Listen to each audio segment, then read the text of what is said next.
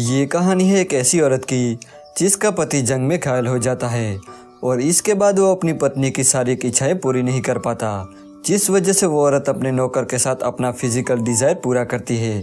Hello दोस्तों, आज हम जिस मूवी को एक्सप्लेन करने वाले हैं उस मूवी का नाम है लेडी चैटरलीज लवर, जो 2015 में रिलीज हुई थी।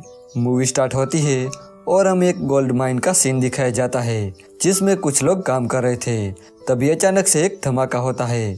ओलिवर नाम का एक आदमी ये धमाका सुन लेता है और वो लोगों की मदद करने के लिए दौड़ा चला जाता है।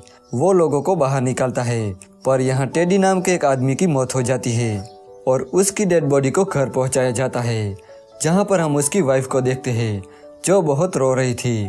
अगला सीन हमें एक पार्टी का दिखाया जाता है जिसमें हम कोनी नाम की एक लड़की को देखते हैं जिसके पास एक आदमी आता है। उस आदमी का नाम क्लिफर्ड था।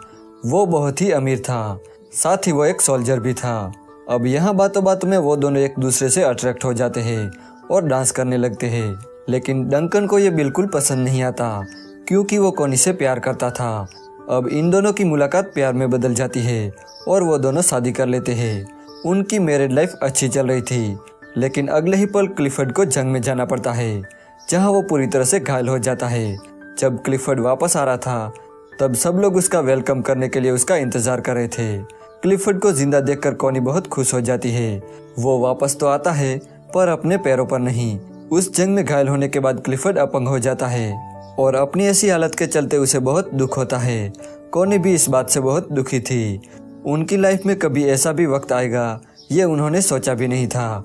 एक बार दुखी होकर क्लिफर्ड खुद को गोली मारने की कोशिश करता है, लेकिन तभी कोनी आकर उसे रोक लेती है। वो उसे यकीन दिलाती है कि वो हमेशा उसके साथ रहेगी। दूसरी तरफ हम ओलिवर को देखते हैं जो अपनी वाइफ को लेटर लिख रहा था। वो भी उसी जंग में शामिल था। ओलिवर जब जंग से वापस आता है तो वो अपने घर जाता है, जहाँ वो अपनी वाइफ को किसी और के साथ देखता है। ये देख के उसे बहुत दुख होता है और वहाँ से चला जाता है। कुछ दिनों बाद ओलिवर क्लिफर्ड के पास जाता है क्योंकि उसे काम की तलाश थी। यहाँ क्लिफर्ड को पता चलता है कि ओलिवर भी जंग में शामिल था और उसकी ही टीम में काम करता था। अब क्लिफर्ड ये जान के इम्प्रेस हो जाता है और वो ओलिवर को काम पे रखता है। अब ना चलने की वजह से क्लिफर्ड एक बाइक लेता है जिसमें वो घूमा करता था। एक बार क्लिफर्ड कोनी को लेकर ओलिवर के पास जाता है। ओलिवर जंगल में बने एक कॉटेज में रहता था और वो वहाँ पर पक्षियों की देखभाल करता था। यहाँ कोनी पहली बार ओलिवर को देखती है और उसे ओलिवर बहुत पसंद आ जाता है। वो जाते समय उसे इशारा करती है पर ओलिवर उसका इशारा समझ नहीं पाता। अगले दिन एक औरत कोनी के पास आती है और उसे कहती है कि ओलिवर अपने रूम की चाबी मांग रहा है। तब कोनी कहती है कि मैं खुद उसे चाबी दे आऊंगी। जब कोनी ओलिवर के पास जाती है तब ओलिवर उसे ठीक से बात नहीं करता और कहता है कि आपको कोई तकलीफ उठाने की ज़रूरत नहीं। यहाँ पर कोनी को ओलिवर के ऐसे बिहेवियर पर गुस्सा आता है और वो वहाँ से चली जाती है। अगले दिन ओलिवर कोनी को एक लेटर लिखता है और अपने बर्ताव के लिए माफ़ी मांगता है। तो कोनी फिर से उसके पास जाती है, जहाँ वो देखती है कि ओलिवर अपनी शर्ट उतार कर काम कर रहा था। वो उसके बदन को देखने लगती है और धीरे धीरे उसके पास जाती है। कोनी को देख के ओलिवर अपनी शर्ट पहनता है। वो उसकी बहुत इज्जत करता था। कोनी को ये जगह बहुत पसंद थी, इसलिए वो ओलिवर से कहती है कि मैं हर रोज़ यहाँ पेंटिंग करने आऊँगी। तो ओलिवर कहता है कि मैं ये जगह आपके लिए साफ़ कर दूँगा और मैं किसी और जगह चला जाऊँगा। कोनी कहती है कि तुम्हें कहीं जाने की ज़रूरत नहीं, तुम हमेशा मुझसे भागते क्यों रहते हो। यहाँ पर कोनी ओलिवर पर गुस्सा हो जाती है और वो वहाँ से जाने लगती है, लेकिन तभी वहाँ बारिश हो जाती है, इसलिए वो ओलिवर के साथ कॉटेज में चली जाती है, जहाँ पर वो दोनों आग जलाते हैं और अपने शरीर को गर्म करने लगते हैं। लेकिन अगले ही पल ओलिवर कोनी से दूर हो जाता है। वो कोनी के इरादे समझ रहा था, इसलिए वो उसे दूर भाग रहा था। यहाँ कोनी उसे कहती है कि तुम शर्मा क्यों रहे हो। तब ओलिवर कहता है कि मैं शर्मा नहीं रहा, मैं बस डर रहा हूँ क्योंकि अगर इसका पता क्लिफर्ड को चला तो मुझे अपनी नौकरी से हाथ धोना पड़ेगा। अब कोनी यहाँ निराश होकर चली जाती है। रात को कोनी क्लिफर्ड के करीब जाती है, पर क्लिफर्ड कहता है कि इसका कोई फायदा नहीं, मैं अब तुम्हें खुश नहीं कर सकता। एक दिन कोनी क्लिफर्ड से कहती है कि मुझे अफसोस है कि हमारा कोई बच्चा नहीं। तब क्लिफर्ड कहता है कि मैंने उम्मीद नहीं छोड़ी। वो अपनी बॉडी में करंट लगवाता है ताकि वो ठीक हो सके, लेकिन इन सब का कोई फायदा नहीं होता। जब क्लिफर्ड इसमें नाकाम होता है तो वो बहुत रोने लगता है। अगली सुबह कोनी जंगल में जाती है और वहाँ एक जगह बैठ के डायरी पढ़ने लगती है। तभी वो ओलिवर को देखती है जो अपना काम कर रहा था। कोनी उसके पास जाती है, जहाँ पहुंचकर वो नन्हे चूजे को देखती है।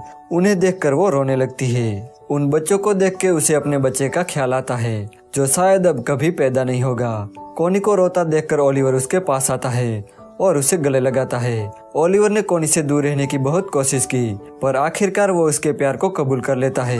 वो उसे कॉटेज में ले जाता है, जहाँ वो दोनों गपागप करते हैं। कोनी पूरा दिन उसके साथ रहती है और अब शाम ढलने आई थी, इसलिए ओलिवर उसे घर तक छोड़ने जाता है।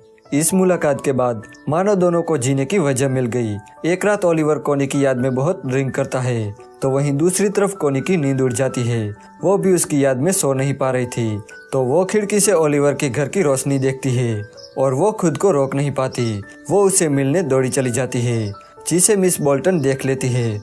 ओलिवर भी कोनी का इंतजार कर रहा था। वो कोनी से कहता है कि मुझे लगा तुम नहीं आओगी।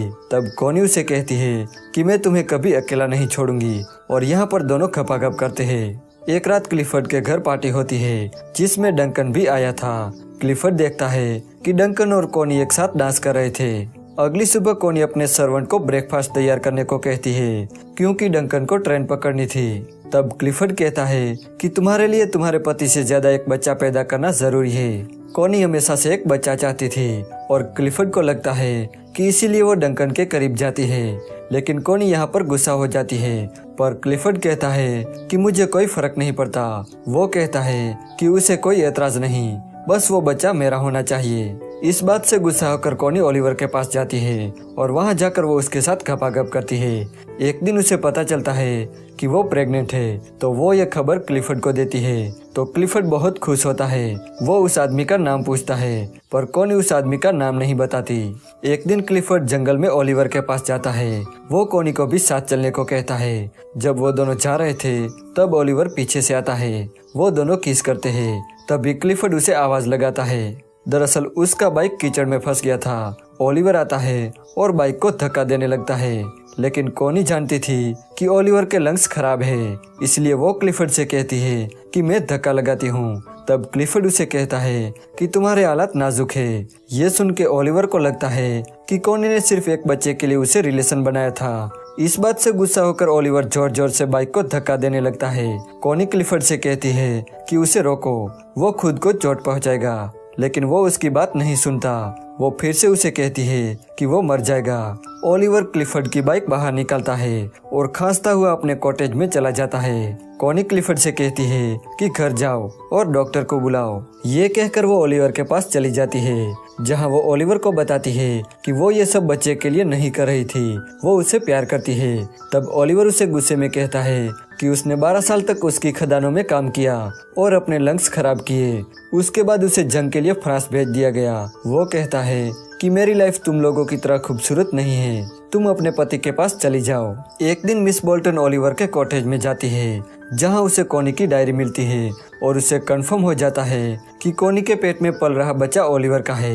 यहाँ क्लिफर्ड के घर आने वाले बच्चे की खुशी में पार्टी हो रही थी। तभी मिस बोल्टन क्लिफर्ड को बताती है कि कोनी के पेट में जो बच्चा है वो ओलिवर का है। दरअसल मिस बोल्टन जानबूझकर ये बात क्लिफर्ड को बताती है, क्योंकि वो उसे बदला लेना चाहती थी, क्योंकि उसके ही माइंड में काम करते टाइम उसके पति टेडी की मौत हुई थी। जब कोनी क्लिफर्ड से मिलती है, तब क्लिफर्ड कोनी से बहुत नाराज हो जाता है। तो कोनी मिस बोल्टन से मिलती है और उसे पूछती है कि तुम्हें यह सब किसने कहा। तो मिस बोल्टन कहती है कि मुझे कुछ बताने की जरूरत नहीं है। तब कोनी को लगता है कि मिस बोल्टन को ओलिवर ने बताया होगा, पर मिस बोल्टन कहती है कि उसने मुझे कुछ नहीं बताया। तब कोनी रोने लगती है। वो उसे कहती है कि मैं उसे प्यार करती हूँ और सच्चे दिल से करती हूँ।